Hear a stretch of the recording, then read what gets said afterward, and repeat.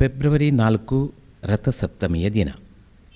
ಮಂಗಳೂರಿನ ರಾಮಕೃಷ್ಣ ಮಠ ಹಾಗೂ ದೇಲಂಪಾಡಿ ಯೋಗ ಪ್ರತಿಷ್ಠಾನ ಇದರಾಶ್ರಯದಲ್ಲಿ ರಾಮಕೃಷ್ಣ ಮಠದ ಸುಂದರ ಪ್ರಶಾಂತ ಆವರಣದಲ್ಲಿ ಸೂರ್ಯ ನಮಸ್ಕಾರ ಕಾರ್ಯಕ್ರಮವನ್ನು ಹಮ್ಮಿಕೊಂಡದ್ದು ವಿಶೇಷ. ಯೋಗರತ್ನ ಗೋಪಾಲಕೃಷ್ಣ ದೇಲಂಪಾಡಿಯವರ ಮಾರ್ಗದರ್ಶನದಲ್ಲಿ ಯೋಗಪಟುಗಳು ಈ ಕಾರ್ಯಕ್ರಮವನ್ನು ನಡೆಸಿಕೊಟ್ಟರು. ಈ ರಥಸಪ್ತಮಿಯ ದಿನದಂದು ಸೂರ್ಯದೇವನನ್ನು ಅನುಗ್ರಹಕ್ಕಾಗಿ ಪ್ರಾರ್ಥನೆ ಮಾಡಿ ಅರ್ಘ್ಯ ಪ್ರದಾನ ಮಾಡುವ ಪದ್ಧತಿ ರೂಢಿಯಲ್ಲಿದೆ. ಸೂರ್ಯ ಜಯಂತಿಯಾಗಿಯೂ ಆಚರಿಸುತ್ತಾರೆ. ಕತ್ತಲು ಮಾಸಿ ಬೆಳಕು ಬೀರುವ ಪರ್ವಕಾಲ ಇದಾಗಿದೆ. ನಮ್ಮ ಬದುಕಿನಲ್ಲಿ ಪ್ರಭಾವ ಬೀರುವ ನಕಾರಾತ್ಮಕ ಶಕ್ತಿಗಳಿಂದ ರಕ್ಷಣೆ ಪಡೆಯಲು ಸೂರ್ಯದೇವನ ಮೊರೆ ಹೋಗುತ್ತಾರೆ.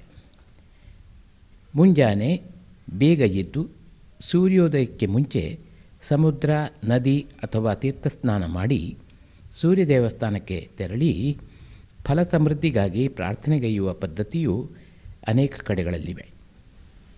ರಾಮಕೃಷ್ಣ ಮಠದ ಮುಖ್ಯಸ್ಥರಾದ ಸ್ವಾಮಿ ಜಿತಕಾಮಾನಂದಗಿ ಅವರು ಜ್ಯೋತಿ ಬೆಳಗಿಸಿ ಕಾರ್ಯಕ್ರಮಕ್ಕೆ ಚಾಲನೆ ನೀಡಿದರು. ರಥಸಪ್ತಮಿಯ ವಿಶೇಷತೆಯ ಬಗ್ಗೆ ಪ್ರಸ್ತಾಪಿಸಿದರು. ಸೂರ್ಯನ ಬೆಳಕಿನಿಂದ ಜೀವಜಂತುಗಳೆಲ್ಲೂ ಸಹ ಭೂಮಿಯಲ್ಲಿ ಅದು ಜೀವಿಸೋದಕ್ಕೆ ಕಾರಣ ಸೂರ್ಯನ ಬೆಳಕು. ಸೂರ್ಯನ ಬೆಳಕು ಇಲ್ಲದೆ ಇದ್ದರೆ ಏನೂ ಬೆಳೆಯಲ್ಲ ಅಲ್ವಾ, ಮನುಷ್ಯರು ಇದಕ್ಕೆ ಆಗೋದೇ ಇಲ್ಲ. ಪ್ರತಿಯೊಂದು ಕ್ರಿಯೆಯೂ ಸಹ ಸೂರ್ಯನ ಮೇಲೆ ಅವಲಂಬಿಸಿದೆ. ಹಾಗಾಗಿ ಸೂರ್ಯನಿಗೆ ಉನ್ನತವಾಗಿರ್ತಕ್ಕಂಥ ಸ್ಥಾನವನ್ನು ಕೊಟ್ಟಿದ್ದಾರೆ ನಮ್ಮಲ್ಲಿ. ಸೂರ್ಯನಿಗೆ ಶ್ರೀರಾಮಚಂದ್ರ ರಾವಣನ ಕುರಿತು ಅವನ ಮೇಲೆ ಯುದ್ಧಕ್ಕೆ ಹೋದಾಗ ಆಗ ಆ ವಿಶಾಲವಾಗಿರ್ತಕ್ಕಂಥ ವಿಚಿತ್ರ ಶಕ್ತಿಯನ್ನು ಹೊಂದಿರತಕ್ಕಂಥ ರಾಕ್ಷಸರನ್ನು ನೋಡಿ ಅವನು ಹೇಗೆ ಇವರನ್ನೆಲ್ಲ ನಾನು ನಾಶ ಮಾಡೋದು ಅಂತ ಯೋಚಿಸಿದಂತೆ.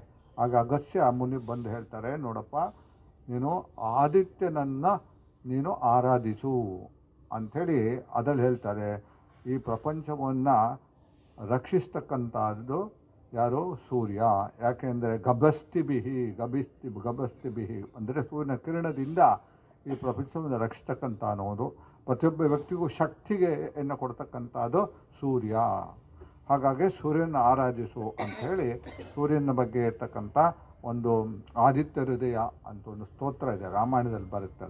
ಅದರಲ್ಲಿ ಭಾಳ ಸುಂದರವಾಗಿ ಸೂರ್ಯನನ್ನು ನಾನಾ ರೀತಿಯಲ್ಲಿ ಕೊಂಡಾಡ್ತಾರೆ, ಹೇಗೆ ಈ ಪ್ರಪಂಚವನ್ನು ರಕ್ಷಿಸ್ತಾ ಇದ್ದಾನೆ ಅನ್ನೋದನ್ನ.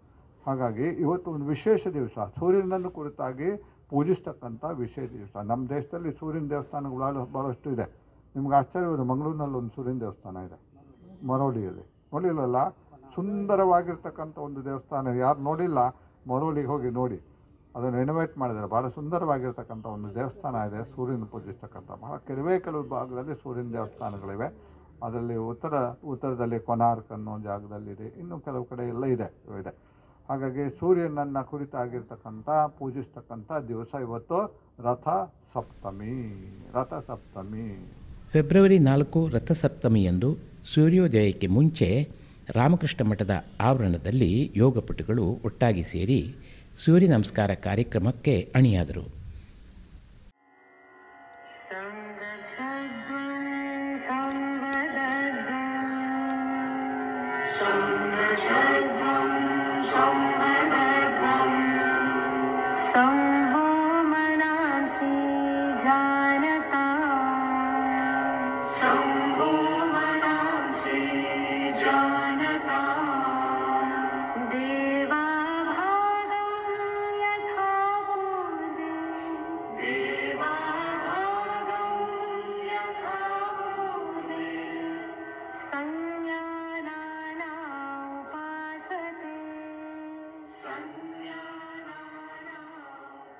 ಯೋಗರತ್ನ ಗೋಪಾಲಕೃಷ್ಣ ದೇಲಂಪಾಡಿಯವರು ಸೂರ್ಯ ನಮಸ್ಕಾರ ಕಾರ್ಯಕ್ರಮದ ಮಾರ್ಗದರ್ಶಕರಾಗಿದ್ದರು.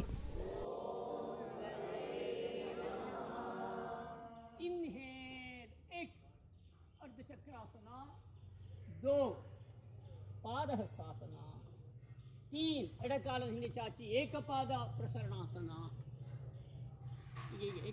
ಹೀಗೆ ಮೇಲೆ ಮಾಡಿ, ತಲೆ ಮೇಲೆ. 4 ಚತುರಂಗ ದಂಡಾಸನ, ಸ್ಲ್ಯಾಂಟ್. ಸಾಷ್ಟಾಂಗ ನಮನ, ಅಷ್ಟಾಂಗಗಳು. ಇನ್ಹೇಲ್ ಊರ್ಧ್ವಮುಖ ಶ್ವಾನಾಸನ. ಎಕ್ಸೇಲ್ ಅಧೋಮುಖ ಸ್ವರಾಸನ, ತಲೆ ಒಳಗಡೆ. ಇನ್ಹೇಲ್ ಏಕಪಾದ ಪ್ರಸರಣಾಸನ. ನೋಡಿ ಇನ್ನೊಂದು ಕಾಲು ಸರಿ ನೋಡಿ ಎಷ್ಟಾಗ್ತದೆ. ಎಕ್ಸೇಲ್ ಪಾದಹಸ್ತಾಸನ. ಇನ್ಹೇಲ್ ನಮಸ್ಕಾರ ಮುದ್ರೆ. ಓಂ ಮಿತ್ರಾಯ ನಮಃ ಅಂತ ಹೇಳ್ಬಿಡ್ಬೇಕು. ಓಂ ರವಯೇ ನಮಃ. ಓಂ ಸೂರ್ಯಾಯ ನಮಃ. ಹೀಗೆ ಇರ್ಬೇಕು ಸ್ವಲ್ಪ ಹೊತ್ತು, ಯಾಕಂದರೆ ಎದೆ ಹತ್ತಿಟ್ಕೊಂಡು. ಓಂ ಭಾನವೇ ನಮಃ. ಮಂತ್ರ ಹೇಳಿ ಆದ ಮೇಲೆ ಹೀಗೆ ಬಿಡಬೇಕು, ಅದು ಇಂಪಾರ್ಟೆಂಟ್. ನೋಡಿ ಹಿಡ್ಕೊಳ್ಬೇಕು. ಹಿಡ್ಕೊಂಡು ಓಂ ಖಗಾಯ ನಮಃ. ಈ ಸೂರ್ಯನ ಬಿಸಿಲು ಎದೆಗೆ ಬಿದ್ದು ಒಳ್ಳೆಯದು. ಬೇಕಾದ್ರೆ ನಿಮಗೆ ಮನೆಯಲ್ಲಿ ಮಾಡ್ಬೋದು, ಇವತ್ತು ಅವಕಾಶ ಇದೆ, ಇದು ಮಾಡಿದ್ರೆ ಒಳ್ಳೇದು ಮನೆಯಲ್ಲಿ ಸರ್ ಬಿಸಿಲು ಬಿದ್ದರೆ. ಓಂ ಉಷ್ಣೇ ನಮಃ. ಓಂ ಹಿರಣ್ಯಗರ್ಭಾಯ ನಮಃ. ರಥಸಪ್ತಮಿಯ ಆಚರಣೆಯೊಂದಿಗೆ ನಾವೆಲ್ಲ ಆರೋಗ್ಯ, ನೆಮ್ಮದಿ, ಅಭಿವೃದ್ಧಿ ಕಾಣುವಂತಾಗಲಿ ಎಂಬುದು ನಮ್ಮ ಆಶಯ. ಎಲ್ಲರಿಗೂ ರಥಸಪ್ತಮಿಯ ಶುಭಾಶಯಗಳು. ಎಷ್ಟು ಮಾಡಿ ಒಮ್ಮೆಗೆ ಎಷ್ಟು ಬಗ್ಗೆ ನೋಡಿ. ಇಲ್ಲಿ ಎರಡೂ ಕೈಗಳ ಮಧ್ಯೆ ಕಾಲಿರಬೇಕು. ಆಮೇಲೆ ಎಕ್ಸೇಲ್ ಚತುರಂಗ ದಂಡಾಸನ, ಸ್ಲ್ಯಾಂಡ್ ಜಾರುಬಂಡಿಯಾಗಿ ನೋಡಿ. ಅದಷ್ಟು ಟ್ರೈ ಮಾಡಿ, ಸ್ವಲ್ಪ ಆ ಕಡೆ ಈ ಕಡೆ ಆಗ್ತದೆ ಅಭ್ಯಾಸ ಮಾಡೋದಂತೂ. ಭಕ್ತಿ ಶ್ರದ್ಧೆಯನ್ನು ಮಾಡೋದು ಸರಿ ಆಗ್ತದೆ, ನಮ್ಮ ಜಾಯಿಂಟ್ಸ್ ಎಲ್ಲ ಫ್ರೀ ಆಗಿ. ಇನ್ನೆಲ್ಲ ಎಕ್ಸೇಲ್ ಸಾಷ್ಟಾಂಗ ನಮನ, ಇದು ಬಹಳ ಇಂಪಾರ್ಟೆಂಟ್. ದೇವರಿಗೆ ನಾವು ವಂದನೆ ಮಾಡೋದು, ನಮಸ್ಕಾರ ಮಾಡೋದು.